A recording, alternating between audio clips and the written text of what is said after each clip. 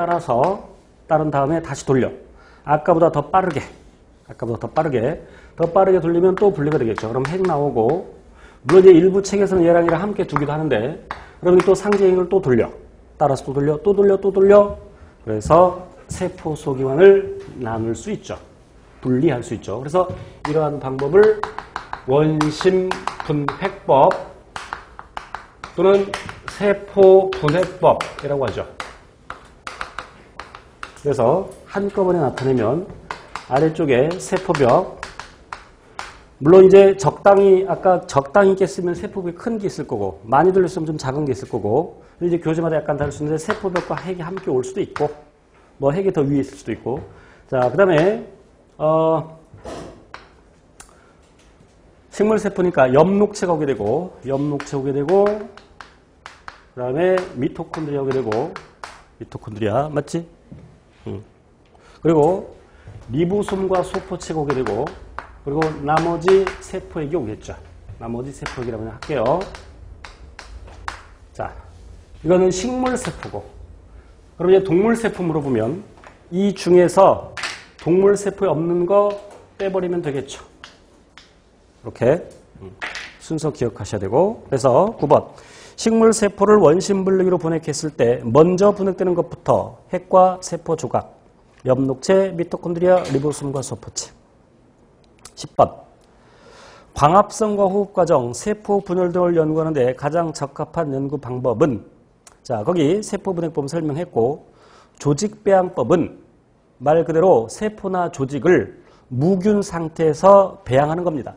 즉 세포 분열을 시킨다는 얘기야. 세포 수를 늘리는 거야. 이런 게 왜 필요하냐면, 예를 들어서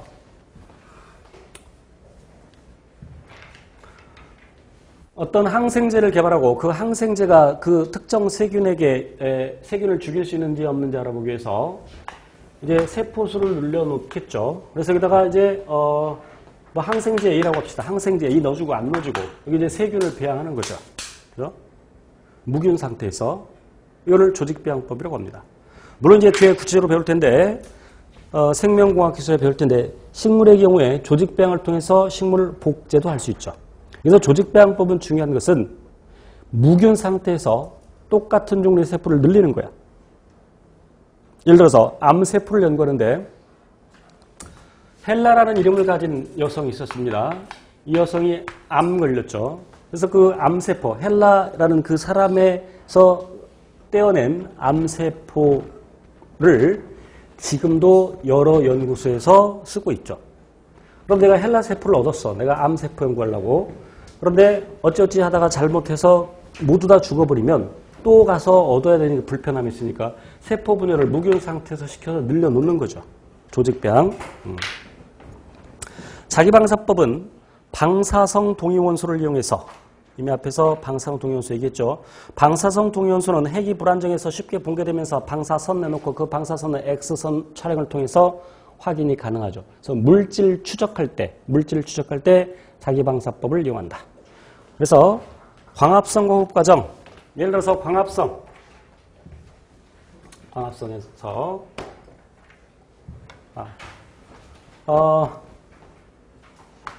이산화탄소를, 그런데 탄소의 질량수가 12인데 질량수 14짜리 이산화탄소를 광합성 재료로 쓴다. 그래서 그 광합성 재료가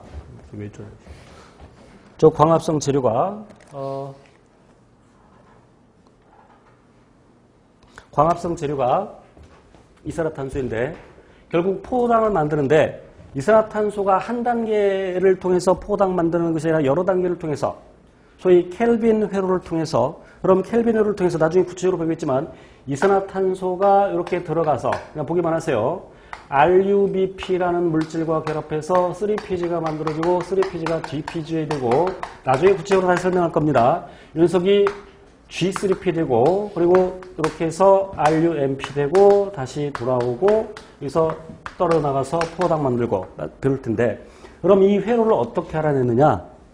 이산화탄소